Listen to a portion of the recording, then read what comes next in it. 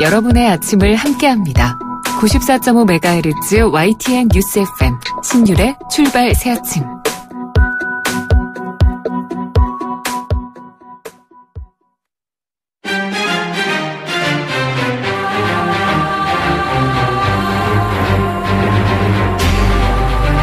매일 아침을 뉴스로 깨웁니다.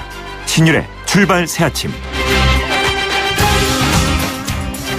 어제 북한은 마침내 6차 핵실험을 감행했습니다. 역대 최고로 강력한 핵실험이라고 하는데요. 북한은 여기에 대해서 수소탄 실험을 성공적으로 수행했다고 주장했습니다. 어제 북한이 수소탄 실험을 실제로 했는지는 두고 봐야겠지만 중요한 점은 북한의 핵무기 그리고 ICBM이 점점 완성도가 높아지고 있다는 점입니다. 이를 두고서 레드라인을 넘었다 안 넘었다 하는 의견이 분분합니다만 중요한 점은 지금 한반도의 위기는 우리 힘만으로는 통제하기 어려운 상황이 됐다는 점입니다. 미국 트럼프 대통령과 아베 총리는 어제도 통화를 했다고 하는데요. 미국과 일본의 대응이 어떨지 우리의 관심이 모아질 수밖에 없습니다. 신율의 출발 새 아침, 오늘 순서 시작합니다.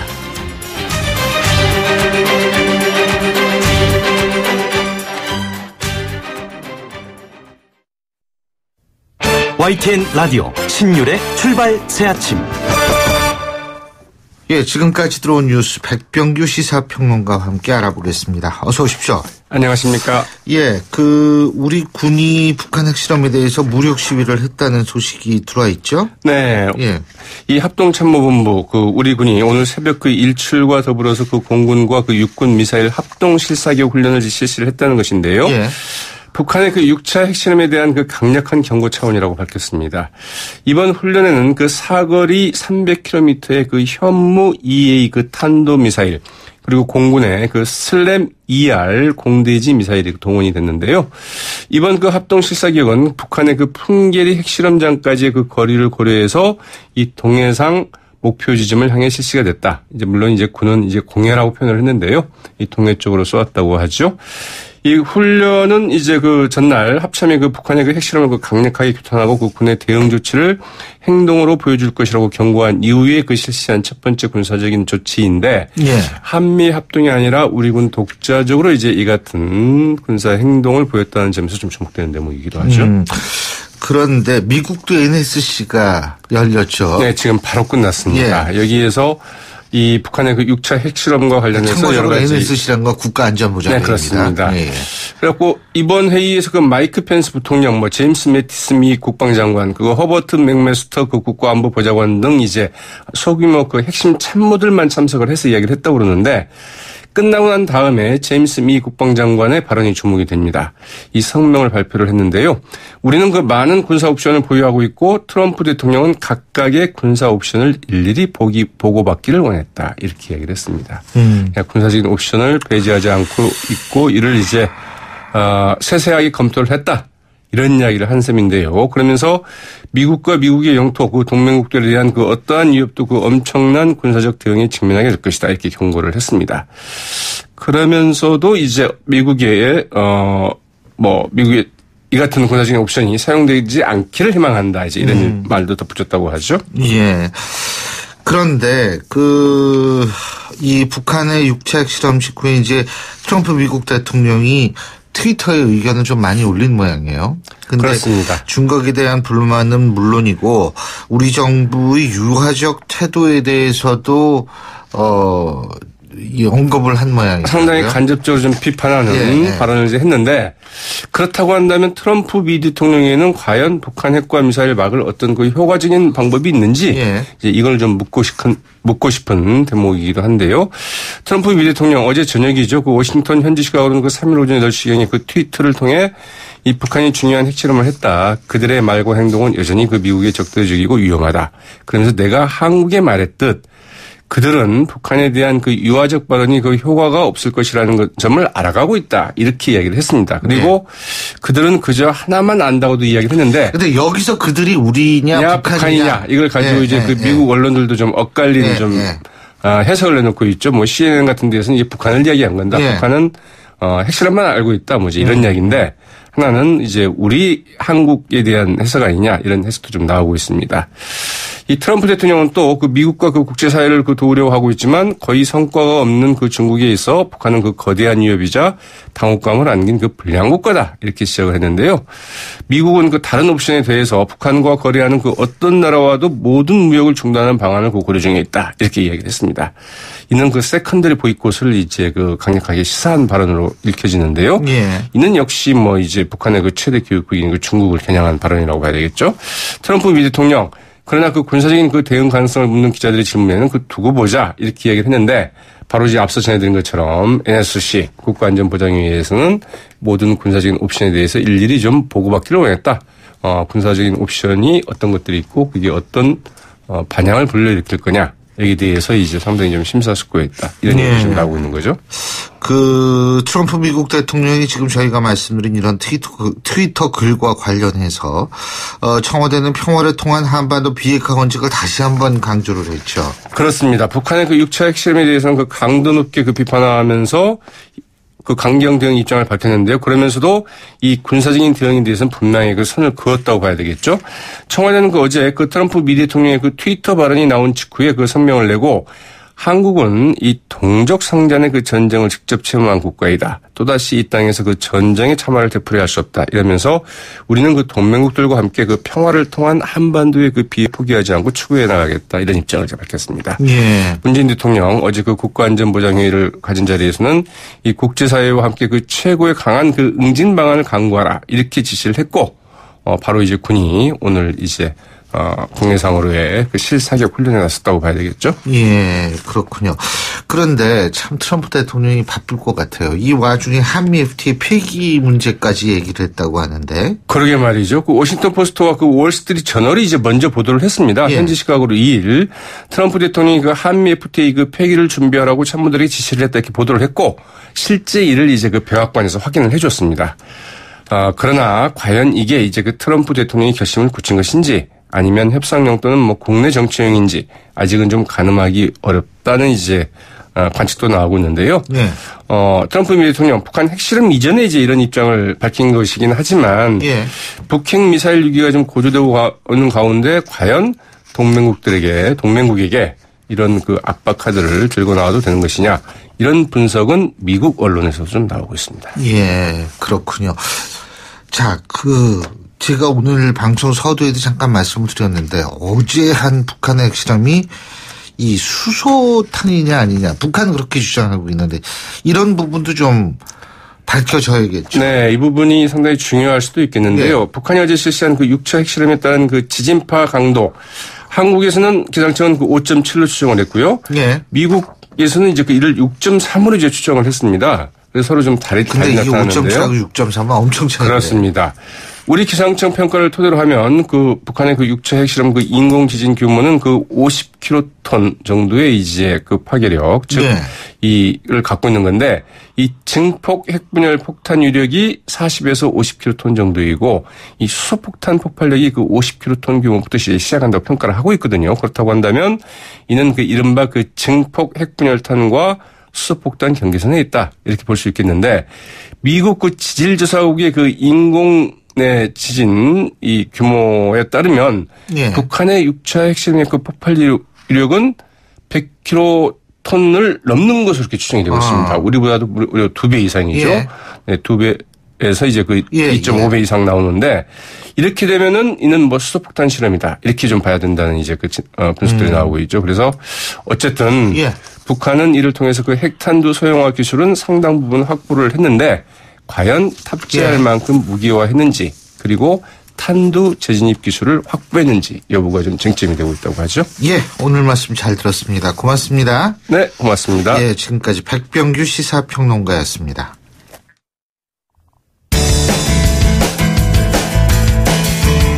여러분은 지금 FM 94.5MHz로 방송되고 있는 신율의 출발 새 아침을 듣고 계십니다.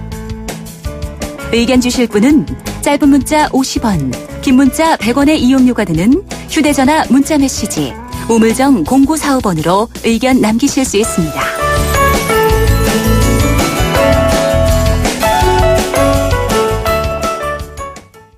북한이 6차 핵실험을 강행하면서 한반도 정세가 한치 앞을 내다볼 수 없는 상황에 직면했습니다. 정치권에서도 북한의 핵실험을 강력히 규탄하고 정부의 대응책 마련을 주문하고 있는 상황인데요. 자유한국당 정우택 원내대표 전화 연결해서 자유한국당의 입장 들어보겠습니다. 정 대표님 안녕하십니까? 네, 안녕하십니까? 예. 그 6차 핵실험 이제 어제 했는데 지금 상황이 상당히 앞이 보이지 않는 상황으로 가고 있는 것 같아요.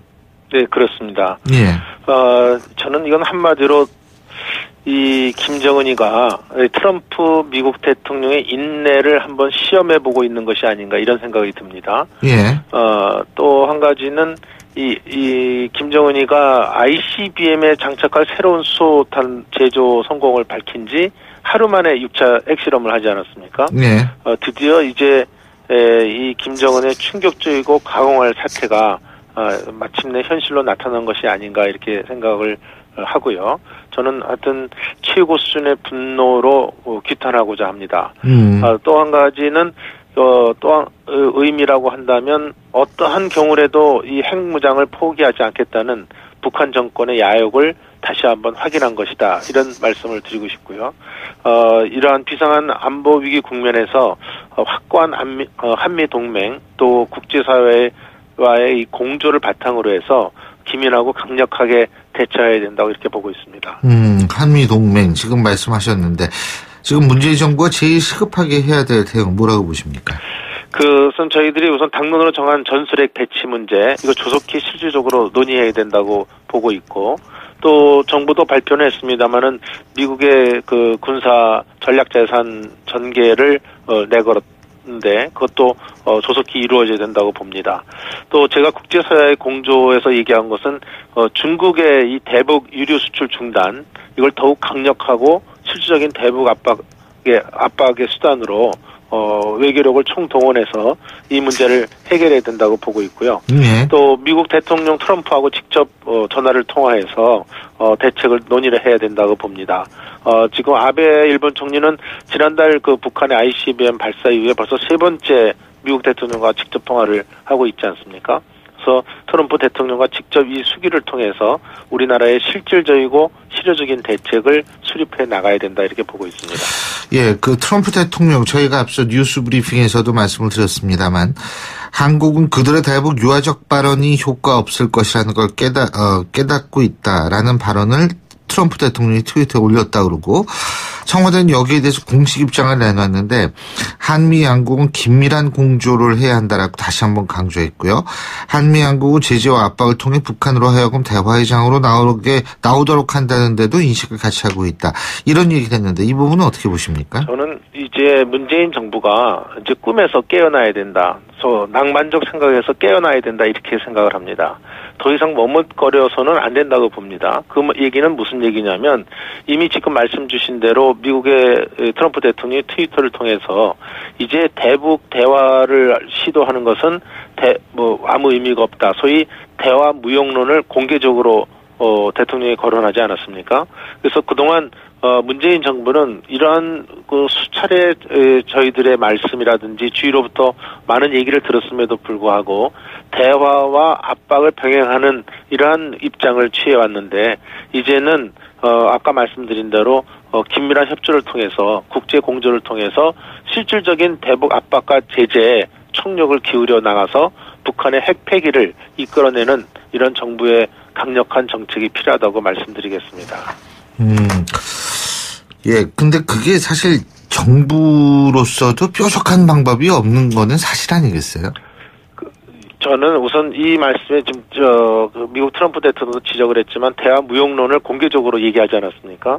그러니까 이것은 그동안 국제 공조를 체제를 이루는데 국제 사회에 잘못된 시그널을 줄 수 있다는 것을 계속 저희들이 경고를 했습니다. 왜냐하면 지금 국제 사회에는 압박과 제재에 일치된 의견으로 일관되게 나오고 있는데 우리나라만 자꾸 대화를 하겠다고 얘기를 하니까 국제사회로부터 한국은 잘못된 인식을 하고 있구나. 이런 점에서 잘못하면 코리아 패싱이 이루어질 가능성도 있다는 것을 저희들이 누차 얘기를 해왔던 것입니다. 이제 드디어 지금 이 수소폭탄의 성공 가능성까지 지금 나오고 있기 때문에 이제는 더 대화의 구걸해서는 안 되고 국제사회와 공조를 같이 하는, 같이 발을 맞춰서 함께 나가는 이러한 외교 전략이 필요하다고 봅니다.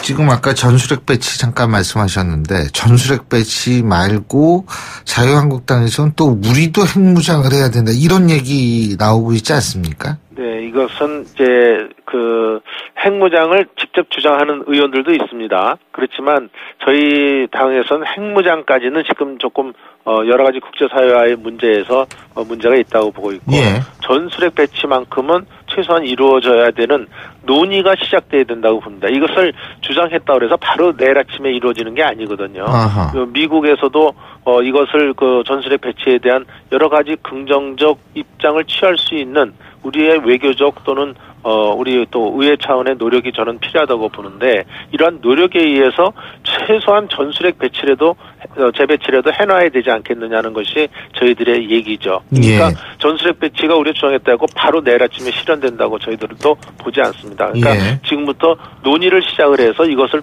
재배치를 가져오는 미국 사회를 움직이는 우리의 운동이 필요해야 되는데 예. 자꾸 이것보다는 지금 대화를 하겠다고 얘기를 하니까 지금 북한하고 북한이 미국 트럼프하고 상대하고 있는 판에 우리 대한민국하고 지금 상대를 해서 무슨 당근을 얻겠다고 저 김정은이가 우리랑 대화를 하겠습니까?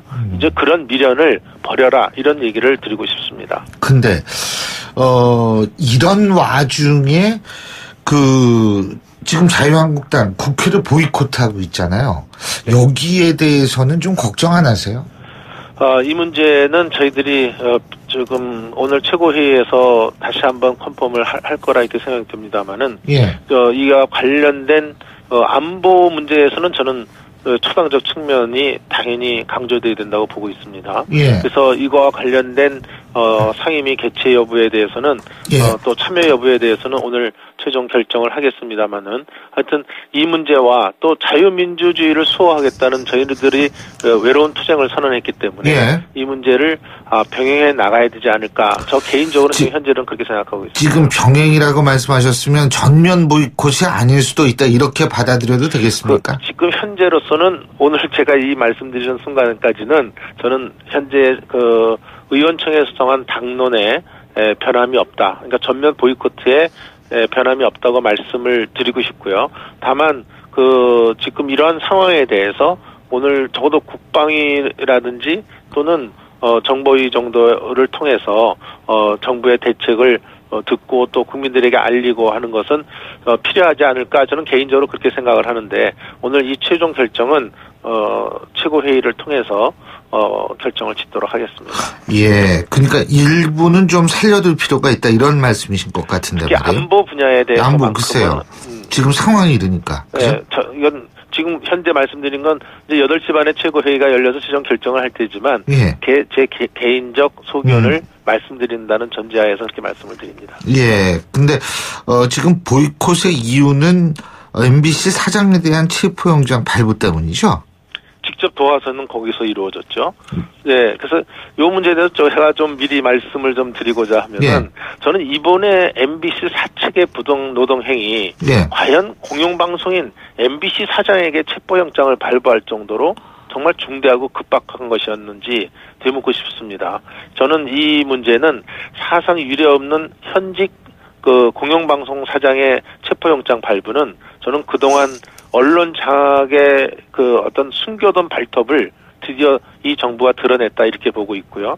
이런 언론 기능의 말살 기도는 이 자유민주의 기능을 저는 부정하는 것으로 보고 있기 때문에 이것은 단순한 정쟁 차원의 대여 투쟁이 아니고 자유민주주의를 수호하겠다는 그런 의미라고 이렇게 이해를 좀 해주셨으면 감사하고 이 문제는 자유한국당이 나서지 않으면 지금 나라를 거덜낼 이 파퓰리즘 광풍 브레이크 잡을 사람이 없다.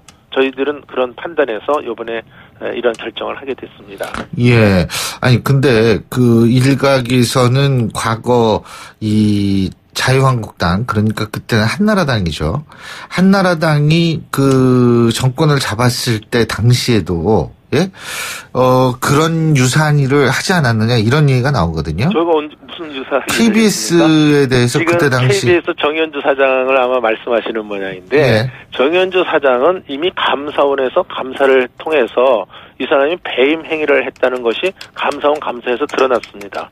또 현직 KBS 사장을 체포한 것이 아니고 이미 사장을 그만둔 직후에 이것을 시행을 했지 현직 공영방송 사장을 그것도 이렇게 저도 요번에 이 MBC 사장이 체포영장이 발부됐다 그래서 저는 엄청난 배임이나 횡령을 하고 이런 것을 묵과할 수 없는 어떤 중대한 사태가 벌어졌는 줄 알았어요. 그랬더니 부당 노동 행위한 것에 대해서 한 보름 정도에 한 5번 정도 출석 요구했는데 이것을 안 했다. 물론 그 점을 제가 두둔하고 싶지는 않습니다. 그렇지만 상대가 공영방송 사장인데 그것을 체포영장으로 해서 공영방송을 잡겠다. 저는 이 문제는 아까 말한 대로 발톱을 드러냈다고 제가 말씀드린 이유는 이 정부 들어서 5월 달에 이미 YTN 사장이 퇴임을 했습니다. 또 8월 달에는 EBS 사장이 퇴임을 했습니다. 이번 9월 1일 날은 MBC 사장 그것도 체포영장으로 그만두게 하려는 그 발톱을 드러냈고 아마 MBC 사장이 그만두면 아마 10월 달에는 KBS 사장 또 어떤 조치가 취해질 거로 저희들은 눈에 보일 듯 하기 때문에 이것은 이 언론 말살 기능이 그 발톱이 드러난 것이다. 저희들은 이렇게 판단을 하고 있는 것입니다. 그러면은 지금 현재의 전면 보이콧을 풀 조건은 뭐라고 보십니까? 하나만 좀 여러 가지로 드셔도 되지만 가장 대표적인 거. 이것에 대해서는 저는 이렇게 말씀드리고 싶습니다. 이 정권이 이 정권 방송 또 어용 방송 또 노동자를 중심으로 하는 노용 방송을 만들겠다는 그 언론 말상 장악의 기도라고 보고 있기 때문에 적어도 언론 장악이나 파괴를 하지 않겠다는 납득할 만한 가시적 약속과 이행이 필요하다고 저는 보고 있습니다. 그 구체적 조건에 대해서는 지금 제가 해답을 드리지 않는 것이 오히려 여당이 이렇게 해나가겠다는 그 해답을 내놓을 때 되는 것이지 저희들이 이렇게 하면 정기국회 복귀하겠다 이 조건을 저희들이 먼저 제시하는 것은 타당치 않다 이렇게 보고 있습니다. 그러니까 두고 보겠다 이런 말씀이시네요. 그러니까 적어도 언론 장악이나 파괴를 하지 않겠다는 납득할 만한 약속과 이행을 보여줘야 되겠죠. 근데 그것이 과연 무엇이냐를 제가 이 자리에서 말씀을 드리는 것은 타당치 않다 이렇게 보고 있습니다. 예, 알겠습니다. 오늘 말씀 잘 들었습니다. 네, 고맙습니다. 감사합니다. 예, 지금까지 자유한국당 정우택 원내대표였고요. 신율의 출발 새 아침 1부 순서 여기서 줄입니다. 잠시 뒤 2부에서 뵙겠습니다. 소통의 아침을 여는 공정한 목소리 신율의 출발 새 아침. 신율의 출발 새 아침 2부 순서 먼저 광고부터 듣죠. 예, 7시 41분 40초 지나고 있는데요. 월요일 아침이죠. 오늘 차 많이 밀릴 것 같다는 예감이 드는데 어느 정도인지 알아볼까요? 김미란 캐스터. 네, 신율의 출발 새 아침 교통정보입니다. 가을의 문턱의 새로운 한 주가 시작되고 있습니다. 월요일 아침이라 상습 정체 구간 중심으로 출근길 정체가 빠르게 늘고 있는데요. 먼저 올림픽대로 김포 방향 지나실 때 사고 난 곳 참고하셔야겠습니다. 동작대교에서 한강대교 구간 5차로에서 추돌 사고가 일어나 정체가 되고 있는데요. 이전 잠실대교부터 동작대교까지 밀리고 있습니다. 나란한 강변북로 일산 쪽도 강동대교부터 동호대교 지나 한강대교까지 밀리는 모습인데요. 약 10분 전에는 동부간선도로 의정부 방향 노원구 1차로에서 일어난 추돌 사고 때문에 월계 1교 이전부터 정체가 이어지고 있으니까 운전에 참고하시기 바랍니다. 신율의 출발 새 아침 교통정보였습니다. YTN 라디오 신율의 출발 새 아침. 예, 저희가 일부에서도 잠깐 얘기를 했습니다만 북한이 어제 6차 핵실험 감행을 했죠. 그런데 이것이 지금 4차 때보다는 11배, 5차 때보다는 5, 6배 강한 위력을 가진 핵폭탄을 실험한 것으로 추정이 되고 있습니다. 이 북한이 지금 자신들은 수소탄을 개발했다 이렇게 주장을 하고 있고요. 그래서 진짜 이 수소탄인지 아닌지 이런 여부에 대해서 관심이 쏠리고 있습니다. 만약 이것이 수소탄이라면 대륙간 탄도미사일 ICBM에 보다 쉽게 장착할 수 있기 때문인데요. 관련해서 조선일보 유영원 군사전문기자 전화 연결해서 자세한 얘기 들어보겠습니다. 유 기자님 안녕하세요. 네, 안녕하세요. 예. 지금 일단은 말이에요. 6차 핵실험의 진도가 5.7이다. 근데 미국이나 중국 같은 경우는 이거보다 진도가 조금 더 높은 것 같거든요. 네. 그 차이가 왜 일어난다고 보세요? 네, 말씀하셨다시피 우리 기상청은 규모 5.7로 발표를 했고요.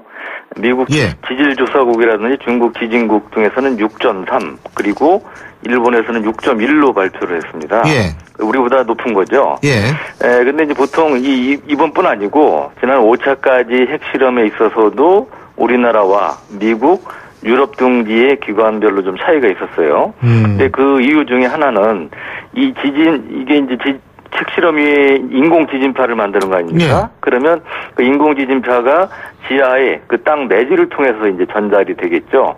그러면 그런 매질의 성격, 지질이라든지 지형이라든지 이런 거에 따라서 좀 달라질 수 있기 때문에 그런 데 따른 차이가 있고요. 두 번째로는 이제 5차 때까지 보면 대부분 우리 정부나 이제 군 당국에서는 좀 보수적으로, 그러니까 바꿔 말씀드리면 좀 위력을 가급적 좀 낮게 평가하는 경향이 있습니다. 예. 이번의 경우도 이제 비슷하게 그렇게 나타났다고 볼 수가 있는 거죠. 아, 그렇군요. 근데 어떻게 보세요? 이게 지금 수소탄이냐 아니냐는 부분이 굉장히 중요한 거 아니겠어요? 네. 수소탄이 그저 일반 핵폭탄보다는 굉장히 그 위력이 크죠, 그죠? 네, 이제 우리가 보통 위력을 킬로톤으로 표시하는데요. 네. 1킬로톤은 TNT 폭약 1000톤의 위력입니다. 그래서 히로시마에 떨어졌던 게 15킬로톤, TNT 한 15,000톤의 위력을 갖는데 보통 원자폭탄의 경우는 한 20킬로톤 정도까지 이제 원자폭탄으로 보고요. 한 30에서 한 150, 200까지를 이제 증폭 핵 분열탄, 수소폭탄 전 단계의 원자폭탄보다 강한 위력을 갖는 무기로 봅니다. 그리고 한 150에서 200킬로톤 이상을 수소폭탄으로 보는데 이번에 기상청에서 발표한 5.7을 기준으로 보면 군에서는 이제 한 50킬로톤 정도의 위력을 갖는 걸로 평가를 합니다. 그러면 제가 말씀드린 그 기준에 따르면 50킬로톤이면 증폭 핵 분열탄에 해당되고 수소폭탄으로 보기에는 좀 어려운 것이죠. 예. 근데 미국이나 중국에서 본 규모 6.3을 기준으로 하면 전문가나 기관에 따라 평가가 좀 차이가 있지만 최소 200킬로톤 또 높게는 1메가톤 TNT 그러니까 1000킬로톤 이 위력을 갖는 것을 평가하는 데도 있어요. 그러니까 미국이나 중국의 그 평가한 그 기준에 따르면 수소폭탄일 가능성이 많은 것이죠. 근데 지금 이제 우리나라도 그렇고 일본도 그렇고 일본은 이제 벌써 자유대 비행기를 한반도 주변 상공에 띄웠다고 그러더라고요. 그리고 우리나라도 이제 앞으로 이 분석할 그러니까 대기 중에 흩어져 있는 이 핵폭탄 잔재들을 분석할 비행기를 띄울 거라고 그러는데 그런 거 분석하면은 수소탄인지 일반 그 원자폭탄인지 알 수 있나요? 그러니까 우리가 기본적으로 성분을 분석하는 것은 이것이 우라늄탄이냐 아니면 플루토늄탄이냐 이제 이런 것을 통해서 이제 알 수가 있고요. 예. 이것이 수소탄이냐 아니냐는 사실은 명확하게 확인하기 어려운 좀 한계는 있다고 그럽니다. 또 보다 근본적인 문제가 뭐냐면 북한이 그 핵실험 기술이 이제 발전을 하면서 과거에 1차 때는 핵실험 이후에 그 제논이라든지 이런 핵물질들이 그런 특수한 항공기에 의해서 포착이 됐어요. 네. 그런데 2차 이후에는 이게 밀폐가 완전히 잘 돼가지고 포착하는데 실패를 하고 있습니다. 그래서 이번의 경우 워낙 위력이 커서 일부 갱도가 붕괴해서 방사능이 그랬다는 보도가 있죠. 노출됐을 가능성이 제기가 되고 있습니다만 이제 그런 경우가 아니라면 이번의 경우도 핵물질 수집에 포집에 실패할 가능성도 상당히 있다고 봐야 될 것 같습니다. 근데 수집만 하면은 좀 구분이 가능한 모양이죠? 그게 이제 전문가에 따라서 평가가 엇갈리는데요. 예. 명확하게 이제 판단이 된다고 보는 사람도 있고 어렵다는 이제 보는 사람도 있고 그래서 좀 평가가 엇갈리고 있습니다. 그렇군요. 그런데 그렇다면 어쨌든 지금 북한의 핵 개발 능력은 그러면 어느 정도 수준에 와 있다고 평가를 해야 돼요? 네, 북한이 자기들 이제 핵 무력이 완성 단계에 있다고 주장을 했는데요. 예. 실제로 이제 어제 그 핵실험 직전에 북한이 화성 14형 대륙간 탄도 미사일에 장착할 수 있는 이 투수폭탄급 핵탄두를 공개하지 않았습니까? 예. 네, 그래서 이것이 실제로 그 화성 14형에 장착하는 핵탄두다 이렇게 주장을 했는데 예. 그게 실물인지는 이제 두고 봐야 되겠습니다만 그게 사실이라면 그 ICBM에도 이 수소폭탄급 위력을 갖는 핵탄두를 장착할 수 있다는 북한의 주장은 사실일 가능성이 많은 것이죠. 그러면 김정은이 지금 궁극적으로 노리는 것은 결국 미국에 대해서 미 본토를 타격할 수 있는 핵탄두 ICBM을 자기가 만들 수 있다는 것을 과시함으로써 미국을 압박해서 이른바 빅들을 하겠다는 게 김정은의 궁극적인 목표 아니겠습니까? 예. 이제 그런 점에서 본다면 북한이 김정은이 노리는 그러한 핵무력이 거의 완성 단계에 있다. 그러니까 남은 것은 이제 ICBM을 제대로 날려서 고각 발사가 아닌 지난번 화성 12형을 절반 정도 정상각도를 일본 열도를 넘겨서 태평양상으로 수천 킬로 정도 날아가게 쏴서 예. 미 본토를 타격할 수 있는 능력을 이제 보여주는 것이 남은 것이죠. 예. 그러면 어떻게 이게 레드라인을 넘었다고 봐야 돼요? 어떻게 봐야 돼요? 지금 우리 대통령께서는 그 ICBM에 핵탄두를 장착할 수 있는 것이 레드라인이라고 말씀하시지 않았습니까? 예. 그러면 어제 북한이 보여준 능력은 사실상 레드라인을 넘었다고 볼 수 있는 것이죠. 다만 실제로 이 ICBM을 수천 킬로 날릴 그런 능력은 아직 북한이 이제 보여주지 못했고 지금 마지막 관문이라고 불리는 재진입 시험 능력도 아직 보여주지는 못했지만 최소한 레드라인을 지금 밟아서 넘어가고 있다고는 볼 수가 있겠습니다. 자, 지금 말이에요. 우리 그 핵실험을 언제 감지했느냐 이런 거 다 떠나가지고. 네. 그렇다면은, 지금 우리 정부나 미국 정부가, 할 수 있는 군사적 옵션은 뭐라고 보십니까? 물론 우리 오늘 미사일 실험, 미사일 발사했다고 그러더라고요. 시험 발사. 네, 이제 오늘 아침에 이제 대북 무력 시 일환으로 육군의 현무투 미사일, 사거리 300km짜리 현무투 미사일하고 공군의 이제 슬램 ER이라고 불리는 사거리 278km짜리 공대지 미사일을 동해상으로 쐈습니다.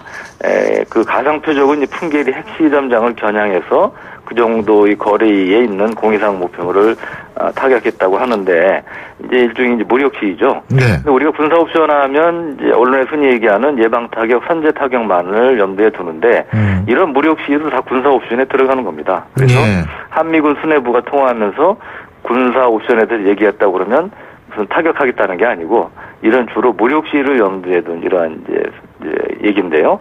문제는 이제 이 무력 시위를 하는 기본적인 가장 큰 목적은 뭡니까? 김정은으로 하여금 북한 수뇌부로 하여금 야 더 이상의 추가 도발을 하면 실제로 내가 얻어맞을 수도 있겠다 이런 위기의식, 위기감을 심어주는 거 아니겠습니까? 그런데 문제는 지금까지 그런 무력 시위를 북한이 도발 수위를 높일 때마다 계속 해오지 않았습니까? 근데 꿈쩍은 안 하잖아요. 계속 멈추지 않고 나가고 진도가 나고 있다는 거죠. 그리고 지금 이러한 수준의 무력 시위로는 김정은이 눈이나 깜빡하지 않을까 싶고요. 그래서 아마도 또 추가적인 도발을 할 가능성이 많다. 그래서 이러한 현재 한미가 갖고 있는 군사적인 옵션, 이 무력 시위 강도는 더 높여가겠지만 현실적인 한계가 있다, 딜레마가 있다고 말씀드릴 수 있겠습니다. 그러면 결국 별 방법이 없다는 얘기네요. 현실적으로 이제 군사적인 옵션 관련해서 마지막 수단은 이제 대북 이른바 타격인데요. 그걸 통해서 이제 무력화하는 것인데 언론에도 많이 보도가 되고 있습니다만 그럴 경우 전면전을 각오하지 않고는 어렵다 현실적으로. 그래서 정말 마지막 카드로 이제 남겨두고 있는 것이고, 그래서 아직은 그 카드를 쓴 단계는 아니라고 보고, 그 전에 이제 세컨더로 보일 것 같은 이제 경제적인 압박, 예. 그다음에 지금 말씀드린 무력시위 강도를 좀 더 높이는 군사적인 옵션 이런 쪽에 이제 무게 중심이 실릴 가능성이 높다고 보여집니다. 예, 오늘 말씀 잘 들었습니다. 고맙습니다. 네.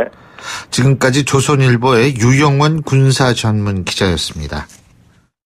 신율의 출발새 아침 2부 순서 여기서 줄입니다. 전 8시 10분 3부에서 뵙죠.